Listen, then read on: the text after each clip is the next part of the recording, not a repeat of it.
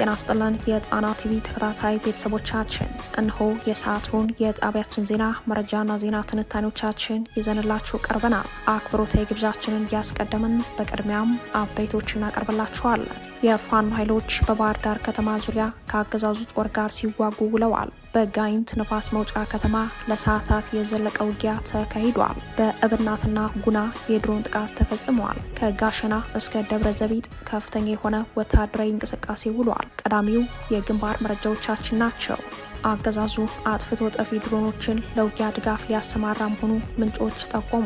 አዳዲስ የድሮን መቆጣጠሪያ ማዕከላትም እንዲከፈቱ ታዟል። የእግረኛ ሰራዊቱን የኮማንዶ ኃይሉን ሜካናይዝዱንና አየር ኃይሉን በመጠቀም በአማራ ሕዝብ ላይ ጦርነት የከፈተው የብልጽግናው አገዛዝ አጥቅተው የሚመለሱና አጥፍቶ ጠፊ ድሮኖችን በአዲስ መልኩ ያሰማራባቸው የትኞቹ ቀጠናዎች ናቸው ለሚለው ዝርዝር መረጃውን ይዘናል። የሀያላን ሀገራት የጥላቻ መፎካከሪያ ሜዳ በሆነው የአፍሪካ ቀንድ የመካከለኛው ምስራቅ የወደብ ፖለቲካ ተጨማሪ ትኩሳት በሆነበት በዚህ ጊዜ የሳውዲና የኢሚሬቶች ፍክክር ኢትዮጵያና ኤርትራ ላይ አርፏል። በማንኛውም ሰዓትና ሁኔታ ወደ ጦርነት ሊያመሩ ይችላል በሚል የአፍሪካ ቀንድ የወቅቱ ስጋት የሆኑት የብልጽግናው አገዛዝና የኤርትራው ገዢ ፍጥጫ ሳውዲ አረቢያን ስቦ አምጥተዋል። የሳውዲ ባለስልጣናት ትናንት በአዲስ አበባ፣ ዛሬ በአስመራ ተገኝተዋል። ሳውዲ ምን ትፈልጋለች? በቀጠናውስ ምን እየሆነ ነው ያለው ለሚለው ተጠየቅ። በአፍሪካ ቀንድ ዜና ትንታኔያችን በስፋት ተመልክተነዋል። ለዕለቱ የመረጥንላችሁ ቀጠናዊ ዜና ትንታኔያችን ነው። እነዚህንና ሌሎችን ይዘናል። አሁን ወደ ዝርዝር መረጃዎቹ እናመራለን። የፋኖ ኃይሎች በባህር ዳር ከተማ ዙሪያ ከአገዛዙ ጦር ጋር ሲዋጉ ውለዋል። በጋይንት ንፋስ መውጫ ከተማ ለሰዓታት የዘለቀ ውጊያ ተካሂዷል። በእብናትና ጉና የድሮን ጥቃት ተፈጽሟል። ከጋሸና እስከ ደብረ ዘቢጥ ከፍተኛ የሆነ ወታደራዊ እንቅስቃሴ ውሏል። የፋኖ ኃይሎች በባህር ዳር ከተማ ዙሪያ ከአገዛዙ ጦር ጋር ሲዋጉ በዋሉበት አውደ ውጊያ ሰብአዊና ወታደራዊ ቁሳዊ ውድመት መድረሱ ተሰምተዋል። አፋብን ቴዎድሮስ እዝ 102ኛ ኮር በመራው በዚህ ውጊያ ከባህር ዳር ከተማ በቅርብ ርቀት ሰቀልት በተሰኘ ልዩ ቦታ ከ20 በላይ አርማ ብተናና 7 ሚሊሻ በድምሩ 27 የአገዛዙ ጥምር ጦር ታቸው በግንባር መረጃው ላይ ተመላክተዋል። በዛሬው የሰቀልት ግንባር የተማረኩ ወታደራዊ ቁሳዊ ምርኮች ከ30 በላይ ክላሽ፣ ከ40 በላይ የክላሽ ካዝና፣ ከ5000 በላይ የክላሽ ተተኳሽና 3 መገናኛ ሬዲዮ እንዲሁም ሙሉ ሬሽንና በርካታ ወታደራዊ አልባሳት በምርኮ ገቢ ማድረጉን አፋብን ቴዎድሮስ እዝ ይፋ አድርጓል። ላለፉት 3 ተከታታይ ቀናት በባህር ዳር ዙሪያ ባሉ ሳተላይት ቀበሌዎችና ታዳጊ ከተሞች የሚካሄዱ ውጊያዎች እንደቀጠሉ ነው። በትናንትናው ዕለት ጭስ አባይና ደና ማርያምን እንዲሁም አዴት ቀጠና ዴንሳ ባታ የተባሉ ወሳኝ ቦታዎችን በቁጥጥር ስር መዋሉ ይታወሳል። በዛሬው ዕለት በፋኖ ኃይሎች የተያዘው ሰቀልት ጊዮርጊስ የተሰኘው አካባቢ ከባህር ዳር ከተማ በቅርብ ርቀት እንደሚገኝ ነው የተጠቆመው። በዚህ ቦታ በነበረው ወታደራዊ ካምፕ ውስጥ እስረኛ ሆነው የተገኙ ንጹሐንን የአገዛዙ ጥምር ጦር ለፋኖ ምግብ መግባቸዋል ተብለው ታስረው እንደነበረ፣ ሆኖም ፋኖ ወታደራዊ ካምፑን ሲቆጣጠር በነጻ እንደለቀቃቸው ነው የታወቀው። በዚህ ማሰቃያ ቤት ታጉረው ሲሰቃዩ የነበሩ ከ30 በላይ እስረኞች ውስጥ አራስ እናቶችና ካህናት እንደሚገኙበት በግንባር መረጃው ላይ ተመላክተዋል። በባህር ዳር ዙሪያ በቀጠለው ውጊያ ወሳኝ ቦታዎች በፋኖ ኃይሎች እጅ መግባታቸው ይህ ዜና በተጠናቀረበት የካቲት 5 ቀን እስከ አመሻሽ ድረስ ውጊያዎች እንደቀጠሉ መሆኑን ከፋኖ ምንጮች ሰምተናል። በሌላኛው የግንባር መረጃችንም በዛሬው ዕለት ከረፋድ ጀምሮ በንፋስ መውጫ ከተማ ውጊያ መካሄዱን ከአካባቢው የደረሰን መረጃ ያሳያል። ውጊያው ከ3 ቀናት በፊት ንፋስ መውጫ ከተማን ለፋኖ ኃይሎች አስረክቦ የሸሸው የአገዛዙ ጦር ከመቄት ቀጠና ኃይል አጠናክሮ መምጣቱን ተከትሎ የተቀሰቀሰ እንደሆነ ነው የታወቀው። በርካታ የመከላከያ ጦር በከባድ መሳሪያ ታጅቦ በከፈተው ማጥቃት የፋኖ ኃይሎች ለቀናት ተቆጣጥረዋት የነበሩትን ንፋስ መውጫ ከተማን ለቀው መውጣታቸውን ከአካባቢው ምንጮች ሰምተናል። የፋኖ ኃይሎች ስልታዊ ማፈግፈግ በማድረግ ነው የወጡት። ሌሊቱን ዳግም ጥቃት ሊከፍቱ ይችላል በሚል ስጋት ከጋሸና እስከ ደብረ ዘቢጥ ከፍተኛ የሆነ ወታደራዊ እንቅስቃሴ በመካሄድ ላይ ነው ያሉት የአካባቢው ምንጮች በበኩላቸው ጨጨሆ ላይ በርካታ ወታደር መስፈሩን ገልጸዋል። በሌላ የግንባር መረጃም በፋኖ ኃይሎች እጅ በሚገኙት የእብናትና ጉና ቀጠናዎች የድሮን ጥቃት የተፈጸሙ ሲሆን ጥቃቶቹ ዛሬ ከእኩለ ቀን ጀምሮ በተከታታይ እንደተፈጸሙ ሁለቱም አካባቢዎች የደረሱን መረጃዎች ያሳያሉ። ያሳያሉ። የድሮን ጥቃቶችን ተከትሎ የደረሰው ሰብአዊና ቁሳዊ ኪሳራ ምን ያክል እንደሆነ የተጣራ መረጃ ባይገኝም ጥቃቶቹ ተከታታይነት እንደነበራቸውና ቃጠሎ እንደተመለከቱ የአካባቢው ምንጮች ለጣቢያችን ገልጸዋል። አድማጭ ተመልካቾቻችን በመቀጠል ከዚሁ የድሮን ጥቃትና ቀጣዩ የአገዛዙ ዘመቻ ጋር የተያያዘ ወታደራዊ መረጃ ወደምንመለከትበት ዜናችን እናመራለን። አገዛዙ አጥፍቶ ጠፊ ድሮኖችን ለውጊያ ድጋፍ ሊያሰማራ መሆኑ ምንጮች ጠቆሙ።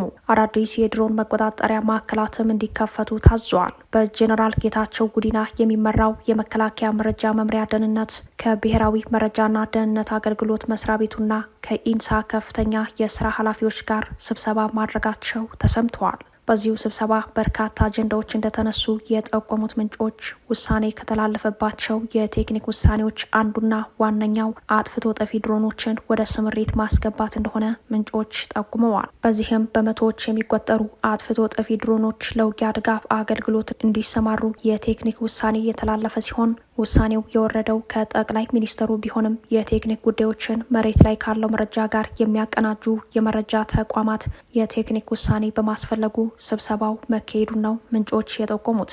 ኢትዮ ፎከስ ኒውስ በበኩሉ በጎንደርና በወሎ አካባቢዎች አዳዲስ የድሮን መቆጣጠሪያ ማዕከላት ሊከፈቱ መሆኑን ወታደራዊ ምንጮቹን ጠቅሶ ዘግበዋል። ተጨማሪ ወታደራዊ መረጃዎች እንደሚያሳዩት ደግሞ በጎንደርና በወሎ ቤት አማራ 160 አጥፍቶ ጠፊ ድሮኖች በአስቸኳይ ወደ ስራ እንዲገቡና ሙከራ እንዲደረግባቸው ውጤታማነታቸው ሪፖርት እንዲደረግ መመሪያ ማውረዱን ነው። የብልጽግናው መሪ አብይ ከዚህ ቀደም ኤሮ አባይ የድሮን ማምረቻ በተሰኘ የጦርነት ፖሊሲ ማስፈጸሚያ ገዳይ አምራች ፕሮጀክታቸውን በይፋ በጎበኙበት ወቅት አጥፍተው የሚጠፉ ድሮኖች በከፍተኛ ቁጥር እያመረትን ነው ማለታቸው ይታወሳል። አብይ እነዚህ አጥፍቶ ጠፊ ድሮኖች ዓላማቸው ለሙሉ ውጊያ ወይንም ኮንቬንሽናል ዋር የታለሙ እንደሆነ ከንግግራቸው ተመላክተዋል። አሁን ቅድም እንዳየነው አጥፍተው የሚጠፉ ድሮኖች በከፍተኛ ቁጥር እያመረትን እንገኛለን። እነዚያ ድሮኖች በስዋርም መልክ የሚደረጉ ውጊያዎች ካሉ ወደ ታርጌት ሄደው አሁን ባደጉት ሀገራት እንደምንሰማው የጠላትን ስብስብ ሊያጠፉ ይችላሉ። አንደኛ ያየነው ሱሳይድ የሚያደርጉ ራሳቸውን አጥፍተው ታርጌት የሚያጠፉ ዩኤቪዎች ናቸው። የሚሸከሟቸው ፔሎዶች አሉ። አብይ ይህንን የተናገሩት የኤሮ አባይ የድሮን ማምረቻ ነሐሴ 29 2017 በጎበኙበት ወቅት ነው። ኢትዮጵያ አጥፍተው የሚጠፉ ድሮኖችን በከፍተኛ ቁጥር እያመረተች ነው ያሉን አብይ አህመድ ድሮኖቹን ለሀገር ውስጥና ለድንበር ተሻጋሪ መደበኛ ውጊያዎች እንጠቀምባቸዋለን የሚመስል ማስፈራሪያ ያዘለ መልእክታቸውን ካስተላለፉ በኋላ በአማራ ጦርነት ላይ እነዚህን አጥፍቶ ጠፊ ድሮኖች ለመጠቀም ስምሪት እንደተሰጠ ምንጮች ጠቁመዋል። የብልጽግናው አገዛዝ ለጦርነቱ እየተጠቀማቸውና ሊጠቀማቸው ያሰበው ድሮኖች አጥቅተው የሚመለሱና አጥፍተው የሚጠፉ ናቸው የሚሉት የጣና ወታደራዊ የመረጃው ምንጮች በዚህኛው ውሳኔ አጥፍተው የሚጠፉ ድሮኖች ላይ ልዩ ትኩረት መደረጉን ገልጸዋል። ኤሮ አባይ የድሮን ማምረቻ ለውጊያና ለስለላ አገልግሎት የሚውሉ ድሮኖች የሚመረትበት እንደሆነ ጠቅላይ ሚኒስትሩን ጨምሮ የአገዛዙ ሹማምንትና ልሳናት በአደባባይ የተናገሩት እውነታ ነው። የስለላ መረጃዎችን በመተንተን የሚታወቀው የፈረንሳዩ አፍሪካን ኢንተለጀንስ ባንድ የቅርብ ጊዜ ዘገባው በጉዳዩ ላይ ሰፋ ያለ መረጃ ማጋራቱ ይታወሳል። አገዛዙ የኢትዮጵያን የመጠባበቂያ ካዝና ማጦ ንጹሐንን የሚጨርስበት ሰው አልባ አውሮፕላን ግዢ ከመፈጸም ጎን ለጎን አጥፍተው የሚጠፉ ያላቸውን ድሮኖች ለአገር ውስጥ ውጊያ ጥቅም ላይ ለማዋል ስምሪት መስጠቱ የመጪውን ጊዜ የጦርነቱን ባህሪ አመላካች ነው ተብሏል። እስራኤል በእጅ በኪስ በቦርሳ የሚያዙና አካባቢን ለመቃኘት ወይም ለስለላ የሚያገለግሉ አነስተኛ የስለላ ድሮኖችን እንዲሁም ከፍተኛ የማጥቃት አቅም ያላቸው አጥፍቶ ጠፊ ድሮኖችን ሐማስንና ሂዝቦላን ለማጥቃት በተደጋጋሚ መጠቀሟ ይታወሳል። የብልጽግናው አለቃ አብይ አህመድ በበኩላቸው እያመረትናቸው ነው ያሏቸውን ድሮኖች እንደተለመደው ንጹሐንን ለማጥቃት፣ ማህበራዊ መሰረተ ልማቶችን ለማውደም ጥቅም ላይ ለማዋል ትዕዛዝ ሰጥተዋል። አገዛዙ ከዚህ ቀደም በነበረው የጦርነቱ ሂደት አጥቅተው የሚመለሱ ድሮኖችን በ3 ማዘዣ ማዕከላትን እንዳደራጀ ይታወሳል። ማዘዣ ማዕከላቱ ደብረ ዘይት፣ ባህር ዳርና አፋር ሲሆኑ ተጨማሪ የድሮን መቆጣጠሪያ ማዕከላትን በጎንደርና ወሎ ቤት አማራ ቀጠናዎች ሊተከል መሆኑ በውስጥ ምንጮች መረጃው ተጋልጧል። የእግረኛ ሰራዊቱን፣ የኮማንዶ ኃይሉን፣ ሜካናይዝዱንና አየር ኃይሉን በመጠቀም በአማራ ሕዝብ ላይ ጦርነት የከፈተው የብልጽግናው አገዛዝ አጥቅተው አጥቅተው የሚመለሱና አጥፍቶ ጠፊ ድሮኖችን በተለያዩ ማዕከላት ሊያሰማራ መሆኑ ታውቆ ጥንቃቄ እንዲደረግ አሳስበዋል። በተለይም የፋኖ አመራሮችን ኢላማ ያደረገ የድሮን ጥቃት እንደታሰበ በዚህ ዘመቻ አጥፍቶ ጠፊ ድሮኖችና አጥቅተው የሚመለሱ ረጅም ርቀት በራሪ ሰው አልባ አውሮፕላኖች ጥቅም ላይ እንደሚውሉ በመረጃው ላይ ተመላክተዋል። በመሆኑም ሁሉም የፋኖ አመራሮች፣ ተዋጊ ኃይሉና ህዝቡ አስፈላጊውን ጥንቃቄ ማድረግ እንዳለባቸው የመረጃው ምንጮች ጠቁመዋል። በተለይም የድሮን ጥቃቱ የሚፈጸመው በዘፈቀደ በመሆኑ ማህበረሰቡ ተጋላጭነትን ከሚያሰፉ ነገሮች ራሱን እንዲያርቅ የቅድመ ጥንቃቄ ምክረ ሀሳባቸውን አስተላልፈዋል። ጦርነትን የሙሉ ጊዜ ተግባሩ ያደረገው የብልጽግናው አገዛዝ የድሮን ትጥቅ አቅሙን በክፍለ ጦር ደረጃ የማድረግ እቅድ እንዳለው ከዚህ ቀደምም በጄኔራሎቹ እንዲህ በኩራት ሲናገር መቆየቱ ይታወሳል። ድሮን እናመርታለን። 3 ተቋማት ድሮን ያመርታል። የደህንነት ያመርታል፣ ኢንሳ ያመርታል፣ አየር ኃይል ያመርታል። አሁን በቅርብ ጊዜ በፈጠነ ጊዜ እስከ ክፍለ ጦር ድሮን እንታጠቃለን። እስከ ክፍለ ጦር ማለት ክፍለ ጦር ጋር ሰው ይሰለጥናል፣ ኮምፒውተር አለ፣ የተሟላ አለ። አንዳንዱ ድሮኖች የማይመለሱ ድሮኖች ነው የምንታጠቅ። ይሄዳል፣ ታየዋለህ በስክሪን ክፍለ ጦር ላይ ጣቢያ ላይ ሆነ እስከ 25 ኪሎ ሜትር እስከ 15 ኪሎ ሜትር በድሮን እንዋጋለን። ሳውዲ አረቢያ ኤርትራና ኢትዮጵያን የማደራደር ጥረቷን እንደቀጠለች ነው። ሳውዲ አረቢያ በኢትዮጵያና ኤርትራ መካከል የተፈጠረውን ውጥረት ለማርገብ ሁለቱን ሀገራት ለማቀራረብ የጀመረችውን ጥረት አጠናክራ እንደቀጠለች ነው። በትናንትናው ዕለት የሳውዲ አረቢያ የውጭ ጉዳይ ሚኒስተር ልዑል ፋይሰል ቢን ፋርሃን ወደ አዲስ አበባ ተጉዘው ጠቅላይ ሚኒስተር አብይ አህመድን ማነጋገራቸው ይታወሳል። ውይይቱ በቀጠናዊና ዓለም አቀፋዊ ጉዳዮች ላይ የሁለትዮሽ ትብብርን በማጠናከር ላይ ያተኮረ ነበር የሚል የሚዲያ ሽፋን ቢሰጠውም የሳውዲ የውጭ ጉዳይ ሚኒስተር ፋርሃን የአዲስ አበባ ጉዞ የብልጽግናውን አገዛዝ ከአስመራው ገዢ ጋር ማደራደር እንደሆነ ነው የዲፕሎማቲክ ምንጮች የጠቆሙት። በተመሳሳይ መረጃ የሳውዲ ከፍተኛ ባለስልጣናት በዛሬው ዕለት አስመራ መግባታቸው ተሰምተዋል። የሳውዲ ከፍተኛ ባለስልጣናት አስመራ ዓለም አቀፍ አውሮፕላን ማረፊያ ሲደርሱ የኤርትራው ውጭ ጉዳይ ሚኒስተር ኦስማን ሳልህ መሐመድ እንደተቀበሏቸው የሳውዲ ሚዲያዎች ዘግበዋል። አስመራ ከገቡት ባለስልጣናት መካከል የሳውዲ አረቢያ ምክትል የውጭ ጉዳይ ሚኒስተር ዋሊድ አልኬሪጅ ዋናው መሆናቸው በዘገባው ላይ ተመላክተዋል። በትናንትናው ዕለት የሳውዲ ውጭ ጉዳይ ሚኒስተር አዲስ አበባ መግባታቸው፣ ምክትላቸው ደግሞ በዛሬው ዕለት በአስመራ መገኘታቸው ጉዳዩ በሳውዲ የተጀመረውን የሁለቱን ኃይሎች ወታደራዊ ፍጥጫ የማሸማገል ጥረት ያመላከተ ሆኗል። ከአዲስ አበባና ከአስመራ የተሰጡ ማረጋገጫዎች ባይኖሩም የዲፕሎማቲክ ምንጮች መረጃ እንደሚያሳየው ሽምግልናው ከወቅታዊ ወታደራዊ ፍጥጫው ጋር በተያያዘ ዳግም የተቀሰቀሰ መሆኑን ነው። ሳውዲ ከ7 ዓመት በፊት የጅዳው የሰላም ስምምነት በሚል ሁለቱን ሀገራት እርቅ እንዲፈጽሙ ማድረጓ የሚታወስ ሲሆን በወቅቱ የነበረው ዝርዝር ስምምነት ባይታወቅም በኢትዮጵያና ኤርትራ መካከል ለ20 ዓመታት የቆየው የግጭት አዙሪት ወደ ሰላማዊ ግንኙነት መቀየሩ ይታወሳል። ይሁንና ከፕሪቶሪያው ስምምነት በኋላ የብልጽግናው አገዛዝ የጦርነት ፖሊሲ ድንበር ተሻጋሪ ግጭት ማለሙን ተከትሎ ውጥረቶች አይለዋል። በኢትዮጵያው የቀድሞ ፕሬዝዳንት ሙላቱ ተሾመ በኩል የጀመረው የቃላት ጦርነት እያደገ ሂዶ በመሪዎች ደረጃ መድረሱ፣ ወደ ተባበሩት መንግስታት የክስ አቤቱታ በብልጽግና በኩል መግባቱ እንዲሁም በሁለቱ ሀገራት የድንበር አካባቢዎች መጠነ ሰፊ ወታደራዊ እንቅስቃሴዎች እየጨመሩ መሄዳቸው ግጭቱን ተጨባጭ ስጋት አድርጎታል። ይህንን ተከትሎ የአፍሪካ ቀንድ ፖለቲካ ውጥረት እየነገሰበት መምጣቱ ለቀይ ባህርና ለመካከለኛው ምስራቅ ተጨማሪ ስጋት ሆኖ መታየት ጀምረዋል። ጉዳዩ አሳስቦኛል ያለችው ሳውዲ አረቢያ ይህንን ውጥረት ለማርገብ የሁለቱን ሀገራት መሪዎችና ከፍተኛ ባለስልጣናት በተናጠል ማነጋገሯን እንደቀጠለች ነው። በትናንትናው ዕለት በአዲስ አበባ፣ በዛሬው ዕለት ደግሞ በአስመራ የተገኙ የሳውዲ አረቢያ ባለስልጣናት ለዚህ ተልዕኮ እንደተጓዙ የሚጠቁሙት የዲፕሎማቲክ ምንጮች ይህኛው የሽምግልና ሂደት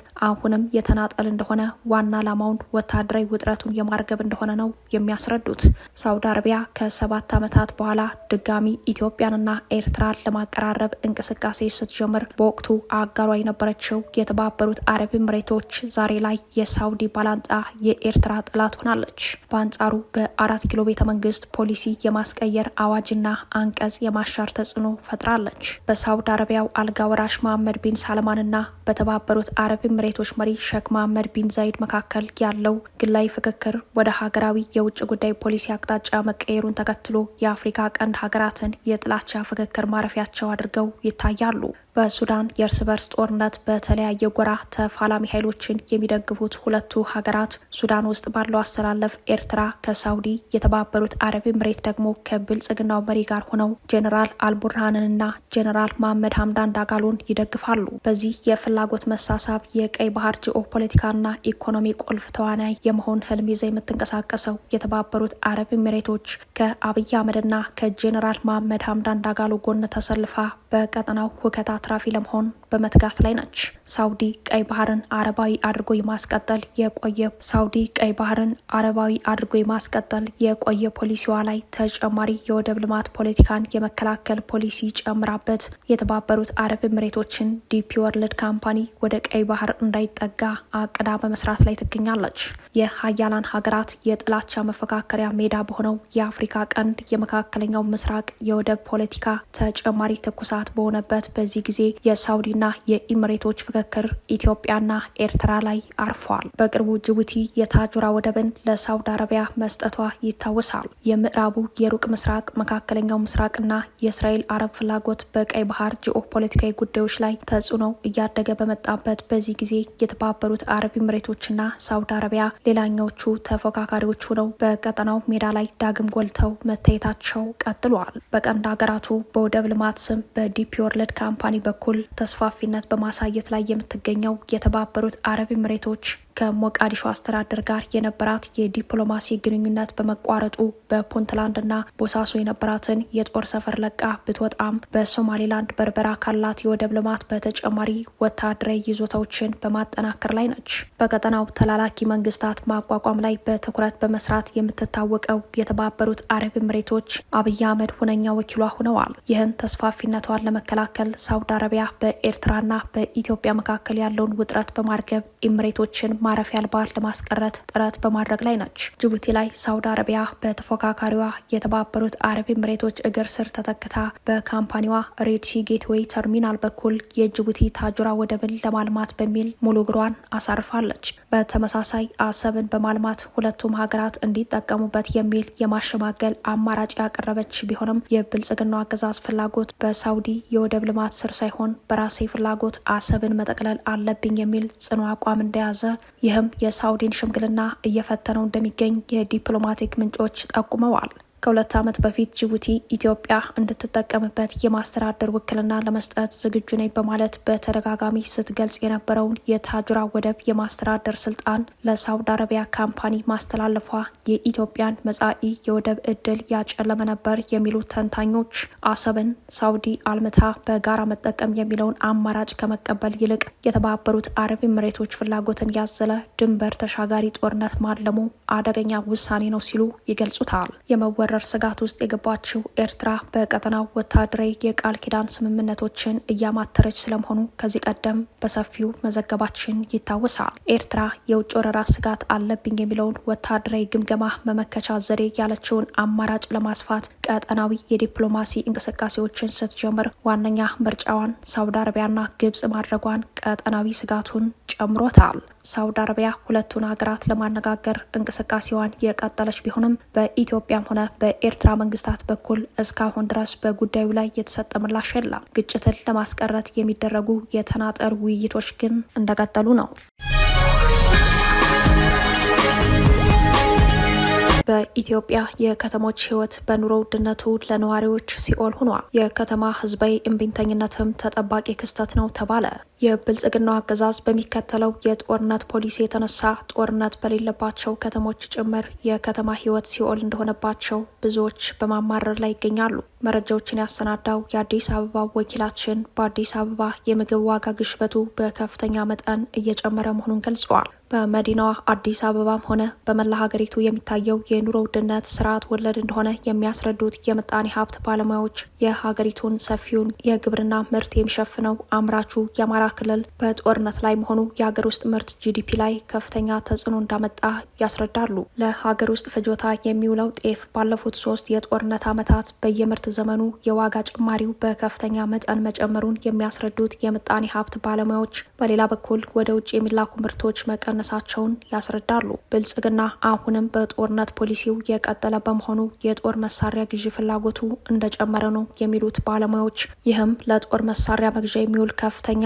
የዶላር ምንዛሬ ስለሚጠይቀው በፖሊሲ ኪራይ የስልጣን እድሜውን ለማራዘም ኢትዮጵያ በታሪኳ አይታው የማታውቀውን ዕዳ እንዳሸከማት የኢኮኖሚ ሉዓላዊነቷንም እንዳጣች ይናገራሉ። በኢትዮጵያ ያልተረጋጋና ቀጣይነት ባለው ጦርነት የተነሳ የውጭም ሆነ የሀገር ውስጥ ኢንቨስተሮች እየሸሹ ነው። አልሚዎች መዋለ ንዋያቸውን ከማፍሰስ ተቆጥበዋል። አዳዲስ የውጭ ቀጥታ ኢንቨስትመንት ኤፍዲአይ መተማመኛ በማጣት ወደ ሀገር ቤት መግባት አቁመዋል ያሉት ባለሙያዎች አዲስ አበባን ጨምሮ በትልልቅ ከተሞች የኮንስትራክሽን ዘርፍ በመቀዝቀዙ ከፍተኛ የቀውስ ምንጭ እንደሆነ አስረድተዋል። አሁን በኮንስትራክሽን ዘርፍ የሚንቀሳቀሱ ሰዎችም ከአገዛዙ ጋር የጥቅም ትስስር ያላቸው፣ ዘርፉ ሊሰራበት ከሚችለው በታች እየተሰራበት በመሆኑ የስራ ዕድል መፍጠር አቅሙ መዳከሙን አመላክተዋል። ሌሎች አማራጭ የስራ ዕድል ዘርፎች የተዘጉባት ኢትዮጵያ ውትድርና ብቻ ክፍት የስራ ቦታ ሆኖ ይታያል ሲሉ ሁኔታውን ያስረዳሉ። በተለይም ከ8 ሚሊዮን በላይ ዜጎች በሚኖሩባት በመዲናዋ አዲስ አበባ በኑሮ ውድነት የሚሰቃየው ዜጋ ወደ ህዝባዊ ተቃውሞ ለመግባት በሚያስገድድ ሁኔታ ላይ እንደሚገኝ ምክንያታዊ መከራከሪያ ያቀርባሉ። አገዛዙ የኢትዮጵያን የሰው ኃይሏንና አንጡር ሀብቷን በሚበላ ተራዛሚ ጦርነት ውስጥ የቀጠለ በመሆኑ የከተማ ህይወት ከዚህ በላይ ሲኦል የመሆን ክፉ ዕጣ ይጠብቀዋል የሚሉት የምጣኔ ሀብት ባለሙያዎች የችግሩ ምንጭ ስርዓት ወለድ እንደሆነ ይሞግታሉ። እንደ ባለሙያዎቹ መከራከሪያ የኢኮኖሚ ቀውሱ መነሻም የብልጽግናው አገዛዝ ከግብርና ምርታማነት ከስራ ዕድል ፈጠራ ይልቅ ለጦርነት ፖሊሲ ቅድሚያ የሚሰጥ በመሆኑ ነው። በአፍሪካ ደረጃ ከፍተኛ የኑሮ ውድነት ከታየባቸው የአህጉሪቱ ሀገራት ውስጥ ኢትዮጵያ በአንደኛ ደረጃ የምትቀመጥ ሲሆን በተለይም በከተሞች እንደ መኖሪያ ቤት፣ ምግብ፣ ትራንስፖርት፣ የጤና እንክብካቤና ትምህርት ያሉ መሰረታዊ ፍላጎቶችና አገልግሎቶች ዋጋ ለዜጎች የማይቻል በመሆኑ የኑሮ ውድነቱ የቀውስ ደረጃ ላይ ደርሰዋል። በመሰረታዊ ሸቀጥና አገልግሎቶች እየጨመረ የሚገኘው ዋጋ ዜጎችን ተስፋ አስቆራጭ በመሆኑ ከሚያባብሰው ድህነት ባለፈ ማህበራዊ ቀውስና ወንጀሎች እንዲባባሱ በማድረግ ላይ ነው። የቢዝነስ ኢንሳይደር ተከታታይ ዓመታዊ ሪፖርቶች እንደሚያሳዩት ኢትዮጵያ ለተከታታይ 2 ዓመታት በአፍሪካ ከፍተኛ የኑሮ ውድነት ያስመዘገቡ ሀገራት ዝርዝር ቀዳሚ ሆናለች። ይህም የጦርነቱ ተጽዕኖ ውጤት ነው የሚሉት ባለሙያዎቹ ሰላምና መረጋጋት የራቃት ሀገሪቱ በግብርና ምርቷ ላይ ከፍተኛ ተጽዕኖ እንደፈጠረባት ያስረዳሉ። መንግስት የድጎማ በጀቶችን በፖሊሲ ኪራይ ማንሳቱ አብዛኛውን የሀገሪቱን አንጡራ ሀብት ለጦርነት የሚያውለው በመሆኑ የኑሮ ውድነቱ ስርዓት ወለድ መሆኑን ያስረዳሉ። አዲስ አበባን ከቀሪ የአፍሪካ ከተሞች አንጻር በኑሮ ውድነት ደረጃ ብንመለከት በቀዳሚ ደረጃ ትቀመጣለች የሚሉት የምጣኔ ሀብት ባለሙያዎቹ አዲስ አበባ ላይ ህዝብ በቁጣ ለመነሳት ከበቂ በላይ ምክንያት እንዳለው ለማመላከት የራበው ህዝብ መሪዎቹን ይበላል የሚባለውን ብሂል አስታውሰዋል። በተለይም ቀጣዩ ግንባር በኑሮ ውድነት ጫና ምክንያት የሚነሳ የከተማ ግንባር እንደሚሆን ይጠበቃል። ክቡራትና ክቡራን ቤተሰቦቻችን ለሰዓቱ የተሰናዱት መረጃዎቻችን የተከታተሏችኋቸውን ይመስሉ ነበር። አብራችሁን ስለቆያችሁ ልባዊ ምስጋናችን ድረሳችሁ እያለን የጣና ቲቪ ወቅታዊ ዜናዎች፣ ትንታኔዎችና ልዩ ልዩ ፕሮግራሞች እንዲደርሷችሁ ቻናላችን ሰብስክራይብ በማድረግ ቤተሰብ ይሁኑ። በተሳትፎ የትግል ሚዲያውን እንዲያጠናክሩ ጥሪያችን እናቀርባለን። ጣና ቲቪ ከሀቅ ጋር